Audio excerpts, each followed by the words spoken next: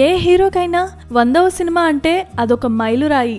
దానిని తీపి జ్ఞాపకంగా మార్చుకోవాలనుకుంటారు కథానాయకులు. కానీ అది అందరికీ సాధ్యమయ్యేది కాదు. ఎవరో ఒకరికి మాత్రమే అలాంటి అదృష్టం దక్కుతుంది.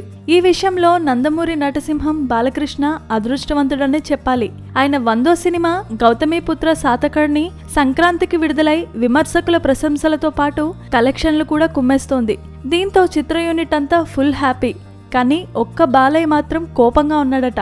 ఈ సంక్రాంతికి శాతకర్ణితో పాటు విడుదలైన ఖైదీ నెంబర్ 150, శతమానం భవతి సినిమాలు కూడా సూపర్ హిట్ అయ్యాయి.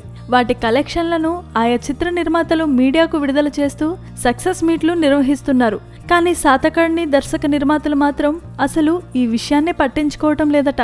సినిమాకు వచ్చిన కలెక్షన్లను బట్టే హిట్టా ఫ్లాపా అనే అంచనా వేస్తున్న ఈ రోజుల్లో కలెక్షన్లను అధికారికంగా వెల్లడి చేయకపోతే ప్రజల్లో నెగటివ్ ఫీలింగ్ వచ్చేస్తోందని బాలయ్య భావిస్తున్నారట. అందుకే క్రిష్ పై కాస్త కోపంతో ఉన్నారని film Nagar talk. Please subscribe. Hi, it's me Purna. Please subscribe.